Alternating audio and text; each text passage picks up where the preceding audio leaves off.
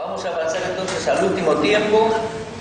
Algo en cuanto a las palabras, yo les hablé recién. Vamos a avanzar al punto número 3, que dice interpretación de las palabras.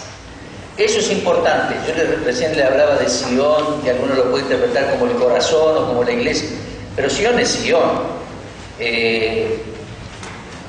Leamos un poquito lo de la punta.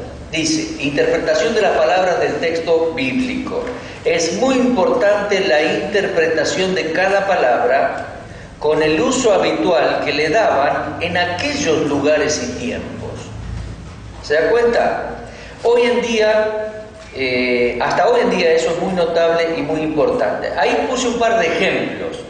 Dice, un niño de 10 años. ¿Cómo le llamamos en Argentina? Le llamamos niño, chico, pibe, 10 años. ¿Sí? En Uruguay, ¿saben cómo le llaman? Botija. Botija.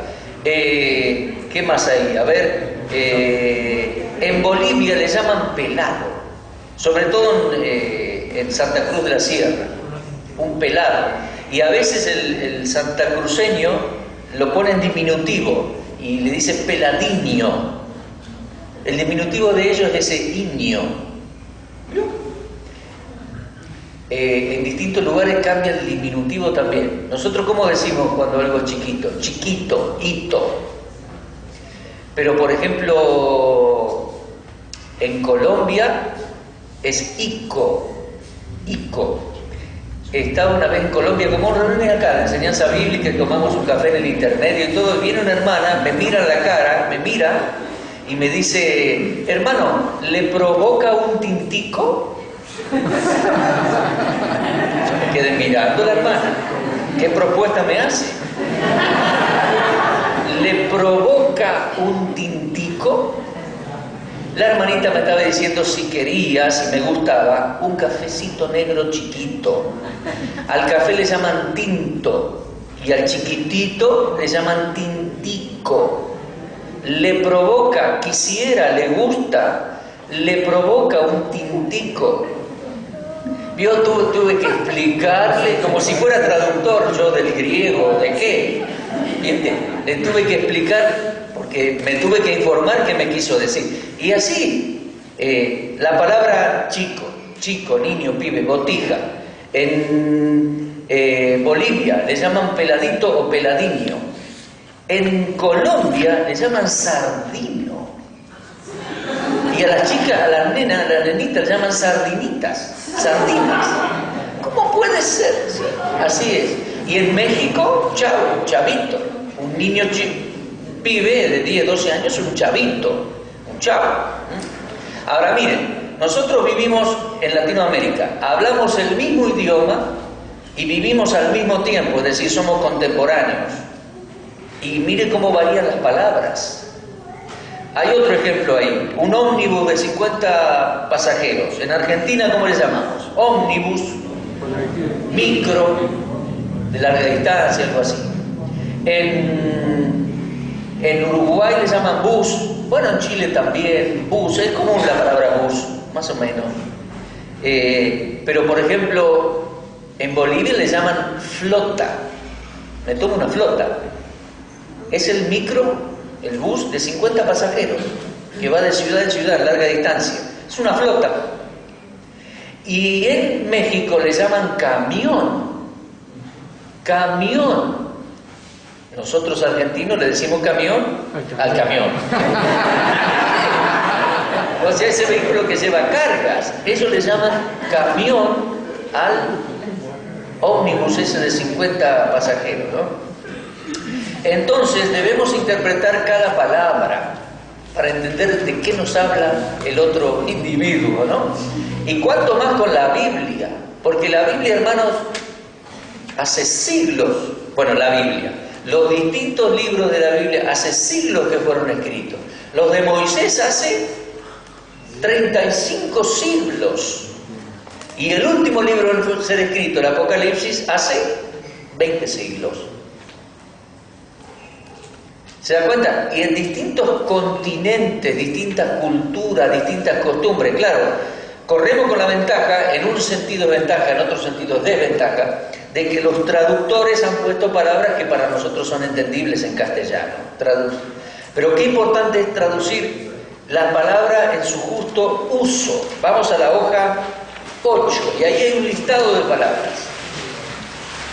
Esto te puede sonar conocido, elemental. Israel, por ejemplo, número 1, es Israel. ¿Sí? Israel. ¿Y qué es Israel? La nación de Israel, los judíos. Claro, en otro tiempo no existía la nación de Israel. Ellos volvieron a ser nación en 1948.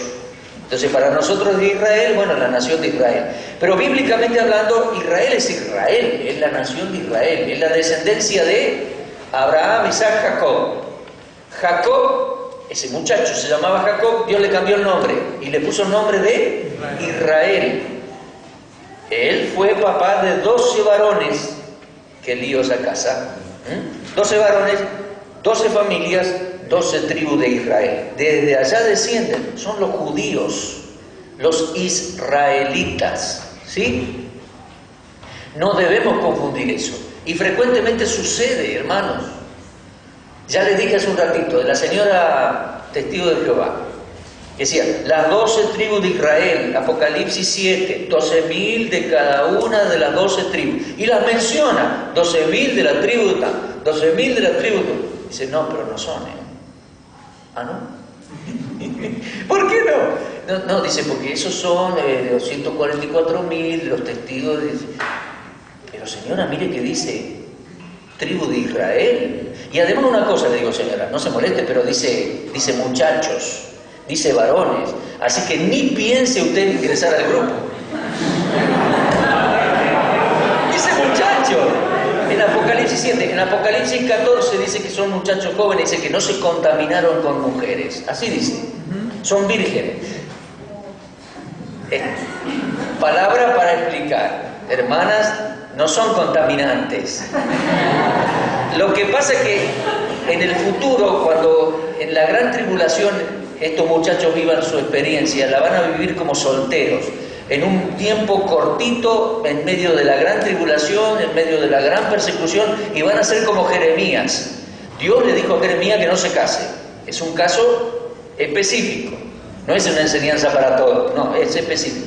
Y creo que estos muchachos judíos, solteros, saben, hay muchos grupos de rabinos y de judíos estudiando las escrituras y las estudian los muchachos. Interesante es eso. De ahí va a surgir los 144.000 varones, muchachos varones, que no van a tomar mujer por la tribulación. ¿Y por qué se contaminar? Hermano, la tribulación va a ser muy contaminante. Va a haber mucha perversión sexual. Cuando el Señor se lleve a la iglesia, esto de igualitario y todo eso va a avanzar como Sodoma, en pocos meses y en pocos años. Y estos muchachos van a estar en medio de ese mundo de violencia, de agresión, de rechazo, de sodomía, predicando la palabra, y por un poco de tiempo no se van a casar. Digo un poco de tiempo porque tal vez en el milenio sí. Pero bueno, no nos vayamos tan lejos, Israel, donde dice Israel es Israel. La señora testigo de Jehová yo creo que está equivocada. Es más, los testigos de Jehová vienen con una revistita bajo el brazo y con la Biblia en la mano, o adentro de un bolsito negro. Y yo le digo a la señora, mire señora, que este libro dice Israel, la Biblia dice Israel, pero usted me está diciendo que no, porque usted le cree a la revista en vez de creerle a la revista. No, dice, porque la revista interpreta mal. Aquí dice Israel y usted me está diciendo que no es Israel, que no son judíos. Porque usted le está creyendo a los redactores de esa revista en la Sociedad de la Torre del Vigía en Nueva York, unos señores norteamericanos que usted ni yo conocemos, pero usted le está creyendo a ellos y no al texto de la Biblia. Porque el texto de la Biblia dice de las 12 tribus de Israel, y que sí y que no. Y sí, es obvio que sí. Es decir, volvamos al punto nuestro. Donde dice Israel, es Israel. Hermano, otra aclaración. Donde dice Israel, es Israel. Donde dice iglesia, es iglesia. Nunca la iglesia es llamada Israel. O al revés. Nunca le llamamos iglesia a Israel. Son pueblos distintos.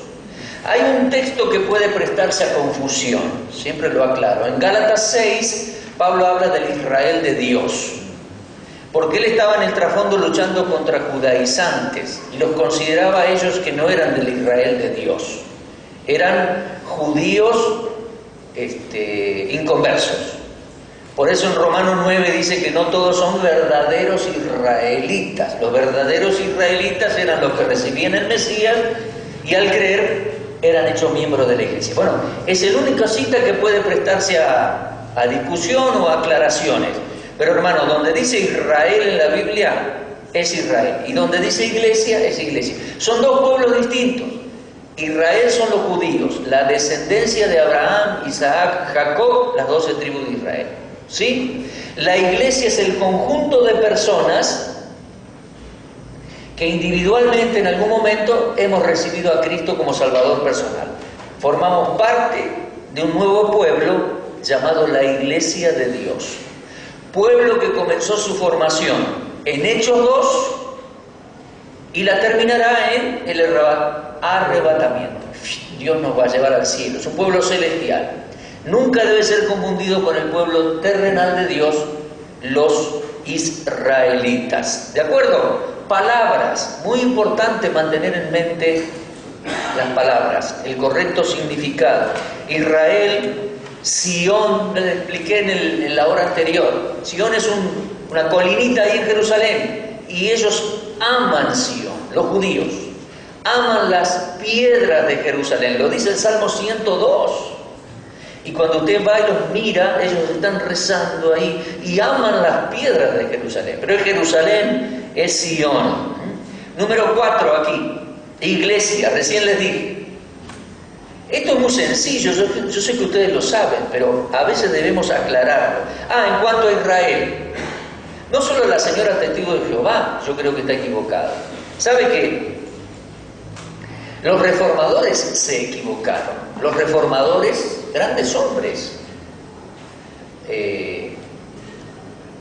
Lutero, Calvino y cuántos más, mencionamos a ellos como los dos más conocidos, pero cuántos más, y muchos de ellos confundieron Israel con la iglesia y aplicaban escrituras que tienen que ver con Israel, la aplicaban a la iglesia. En aquellos días, los días de Cristóbal Colón en Europa, en aquellos años, no existía Israel.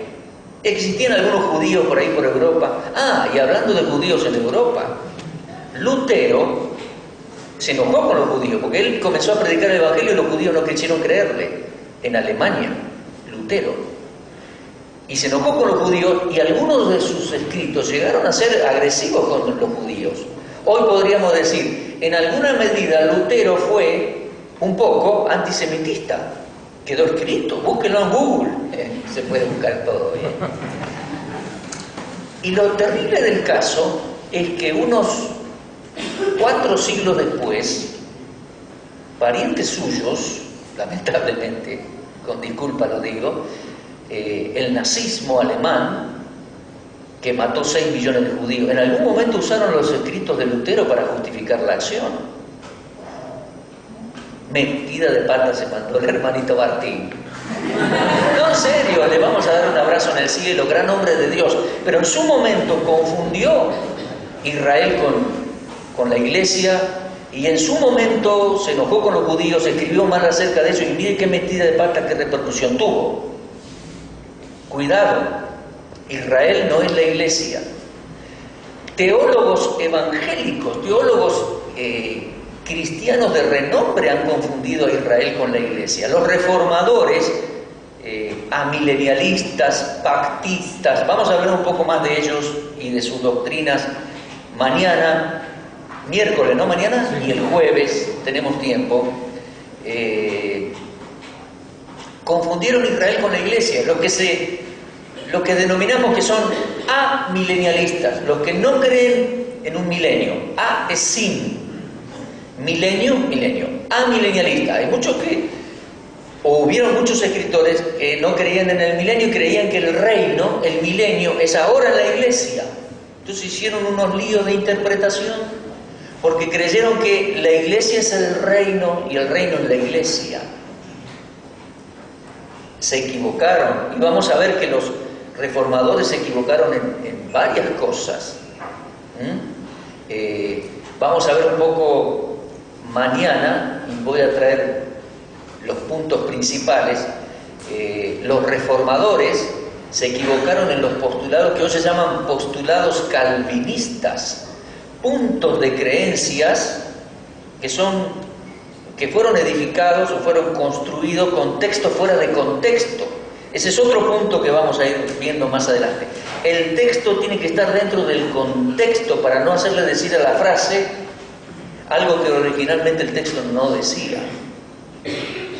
Palabras, qué importante es. Y vamos a ver eso del calvinismo desde Agustín, siglo IV. Agustín escribió ese tipo de conceptos, y después Calvino lo desarrolló siglos después, 12, más o menos 12 siglos después, en los años 1500, 1600. Y desde allá se siguen arrastrando errores, discusiones, problemas, distintos puntos de vista. Pero como les dije en un principio, los distintos puntos de vista son más que todo por la interpretación. La interpretación de la señora testigo de Jehová, la interpretación del católico, la interpretación del evangélico. Y por agregarle cosas, vamos a ver el valor que tiene la escritura en sí misma. El católico le agrega dogmas, que muchas veces esos dogmas contradicen la escritura. Hay una discusión. El adventista le agrega a la Biblia los libros de Elena White, que desarrollaron cosas mal interpretadas en la Biblia. Los testigos de Jehová tienen sus revistas y libros, y nosotros podemos tener ciertas referencias de grandes hombres que en la antigüedad tuvieron ciertos errores. Ahora surge un inconveniente. ¿Quién soy yo para decir que el gran Calvino se equivocó? Parece que no. ¿Quién sos vos? ¿Quién sos vos? En realidad no cuestionamos personas. Por eso cuando yo hablo del tema de errores y calvinistas, no, menciono sí Agustín, Calvino y Spurgeon, pero nada más. No me meto en discutir si los de ahora, los de... No. Porque el problema no son personas. Yo creo que los que estuve mencionando son hombres de Dios. Pero el problema no es persona, y no vamos a cuestionar su intención, su error, por qué, no. Pero sí tenemos que hacer como los de Berea. Ese es el punto.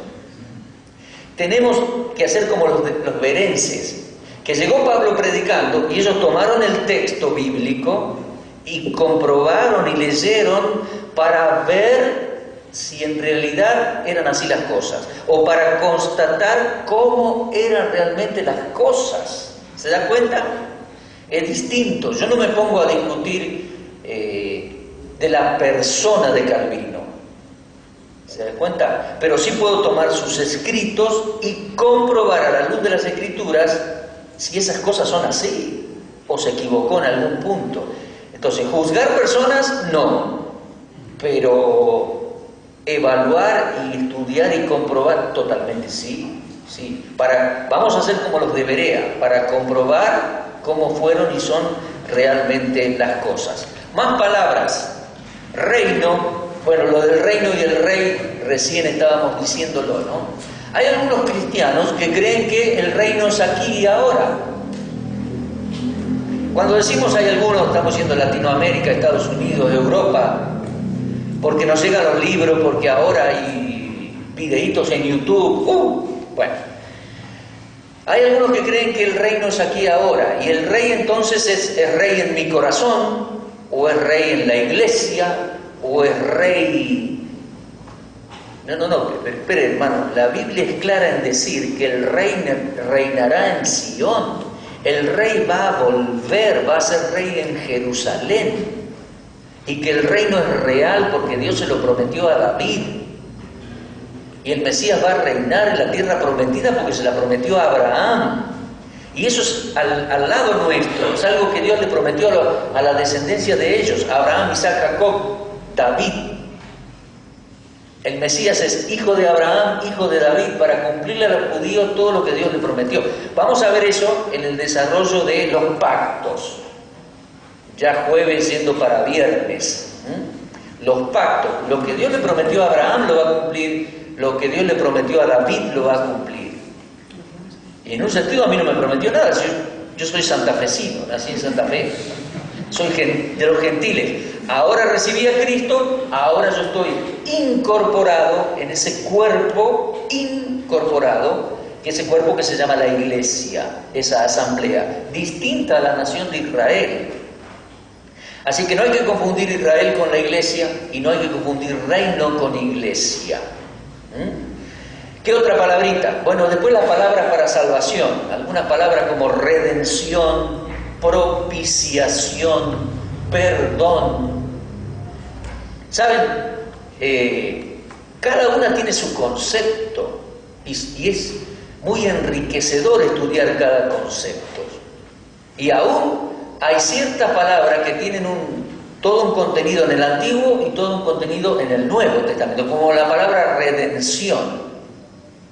La redención es una larguísima historia, una larguísima doctrina. Miren, se cree que uno de los libros más antiguos que hay es el libro de Job. Se lo digo entre paréntesis. Hablábamos de los 5 libros de Moisés, es cierto, y es muy probable, algunos eruditos dicen, que Moisés escribió el libro de Job, recopilando información, recopilando los discursos y todo eso. Él escribió el libro de Job y probablemente antes del Pentateuco, o lo terminó de escribir junto con el Pentateuco, recabando información en ese tiempo. Bueno, Job es de la era patriarcal. Y se acordarán de ese versículo que Job, en medio de sus aflicciones, ya en medio del libro, él dice: yo sé que mi Redentor vive. Ahí está, Redentor. Y que me levantará del polvo, yo lo voy a ver con mis ojos, una vez deshecha esta mi piel. Él estaba, pobrecito, hecho una piltrafa humana. Dice: yo voy a ver cara a cara a Dios, mi Redentor. ¡Qué fe!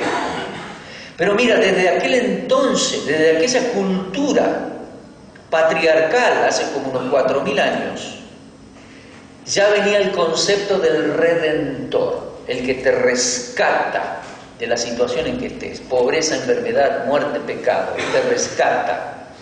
Y pasa a través de los siglos el concepto de Redentor y redención. Vos, aquel varón de Belén, redime a una mujer desamparada. La mujer quedaba sin nada, no tenía obra social, ni jubilación, ni pensión, ni nada. Quedaba en la calle, expuesta a un montón de cosas. Por eso era tan valiosa la redención, que un pariente la comprara y la trajera de nuevo con una familia. Vos hizo eso, la compraban con una dote, con una compra, la rescataban, la redimían a la mujer.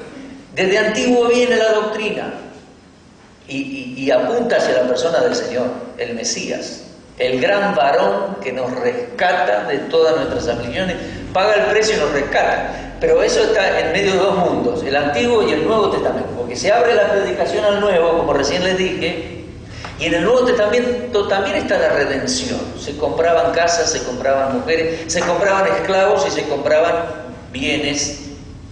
Y se le pone un especial cuidado a eso de que me redimió, me compró del mercado, donde se vendían los esclavos, y me puso por hijo en la familia. ¡Qué doctrina! Pero tenés que conocer un poco el trasfondo, las palabras.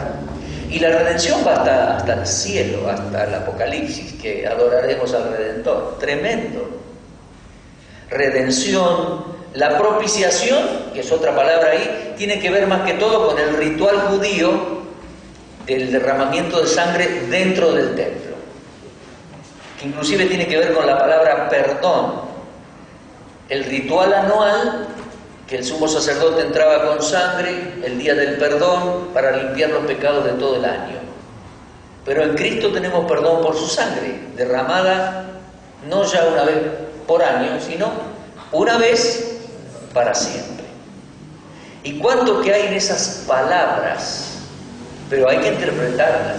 A veces, entre paréntesis les digo algo que ustedes ya saben, a veces las versiones populares tratan de llegar a la gente común, entonces los editores de Biblia sacan una versión popular, pero las versiones populares tratan de explicar las palabras o poner otra. En vez de redención o propiciación, palabra difícil, te pone la idea con alguna otra palabrita, que te perdonó, que te abrazó, que te recibió, porque te ama. Está buena la intención de llegar a la gente con lenguaje sencillo, pero lo mejor sería estudiar el concepto de cada una de estas palabras, porque enriquece nuestra fe, enriquece nuestra creencia, nuestra fe, nuestro conocimiento. Otra palabra, la palabra confesión, por ejemplo. A veces dice en el griego es homologeo y a veces en alguna oportunidad es ex homologeo. Proviene de 3 palabritas o de 3 porciones para formar la palabra confesar. Ex es hacia afuera. Homo es igual, está de moda eso hoy. Homo. Y logeo, decir. O sea, confesar sería, no es pedir disculpas, Señor, te pido disculpas, o Señor, si hice algo malo, perdóname. No es eso confesar. Confesar es decir verbalmente hacia afuera exactamente lo mismo que hice. Le grité a alguien, me hice una mentira, yo hice tal cosa. Eso es confesar. Tenemos que hacer nuestra confesión a Dios y al hermano agraviado. Si confesamos nuestros pecados, Él es fiel, Dios es fiel y justo para perdonarnos y limpiarnos de toda maldad. Entonces, confesar no es pedir disculpas, ni decir, bueno, disculpa, si te ofendí en algo, estás diciendo que te parece que no. Si te ofendí en algo, viste, disculpa. Eso no es confesar. Confesar es decir exactamente lo que hiciste, reconociéndolo. Y cuando uno confiesa a Dios, le da la razón a Dios, porque está diciendo, sí, yo lo hice y está mal. Eso es confesar. Y siguen las palabras. La palabra fornicación, la número 10. Es interesante. En el Antiguo Testamento yo creo que se usa la palabra fornicación, la palabra hebrea que se traduce al castellano fornicación, para lo que era la cultura hebrea, la fornicación. La fornicación era cuando una chica o un muchacho antes del casamiento tenía relaciones sexuales con alguien. La fornicación. La inmoralidad sexual, estando casados, si tenemos relación con una tercera persona, eso es adulterio. En el lenguaje del Antiguo Testamento específico. Ahora, en Corinto, en el lenguaje del Nuevo Testamento, se habla de fornicación en diversas formas. Y ya era tan común que se decía fornicación. ¿Se da cuenta?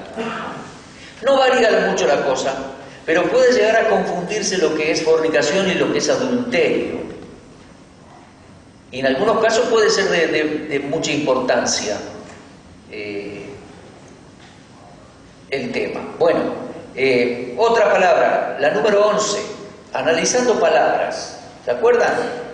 La palabra muerte, esa es importante, ¿eh? Muerte. Vamos a hablar del tema, como les dije, mañana y el jueves, pero es importante el concepto de muerte. ¿Dónde aparece la palabra por primera vez? ¿Se acuerdan ustedes?